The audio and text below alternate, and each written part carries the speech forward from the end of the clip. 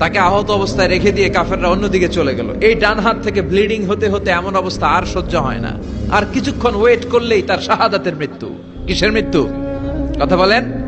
আমাকে শহীদ করে সেই মিছিলে শামিল করে নিও, যে মিছিলের নেতা মীর হামজা খোবায়েবে খাব্বাব আল্লাহর কাছে ছিল অতি প্রিয়, শামিল করে নিও আমাকে শহীদ করে সেই মিছিলে শামিল করে নিও। পড়েন আমিন। শাহাদাতের তামান্না যার অন্তরে থাকে না সে মুমিন হতে পারে না, সে মুনাফিক। মরতে তো হবেই, এজন্য আল্লাহর কাছে আমরা শাহাদাতের মৃত্যু চাই, ঠিক কিনা? বিশ্বনবী বলেন, শাহাদাতের মৃত্যু নিয়ে কেউ যদি বিছানায় পড়েও মারা যায়, কিয়ামতের দিন শহীদদের কাতারে আল্লাহ তাকে দাঁড় করিয়ে দিবে।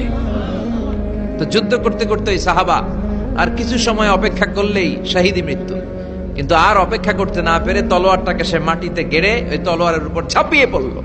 পেটের এই পাশ থেকে ঢুকে পিঠ দিয়ে তলোয়ার বের হয়ে গেল, ওইখানে শেষ। তার মানে শাহাদাতের মৃত্যু হয় নাই, তার হয়েছে আত্মহত্যা। তার কি হয়েছে? সুইসাইড। মান কাতালা নাফসাহু বিশাইইন উযযিবা বিহি ইয়াউমাল কিয়ামা, যে ব্যক্তি যে জিনিস দিয়ে নিজেকে শেষ করবে কিয়ামতের দিন, ওটাই হবে তার শাস্তি। যে গলায় ওড়না পেঁচিয়ে মারা যায়, ওই মেয়েগুলো in the day of judgement, কিয়ামতে বিচার শেষে জাহান্নামে শুধু ওড়না পেঁচিয়ে মরতেই থাকবে। যে বিষ খেয়ে মারা যায়, ওর শাস্তি হবে জাহান্নামের বিষ খেয়ে খেয়ে সে জাহান্নামটাকে কাঁপিয়ে তুলবে।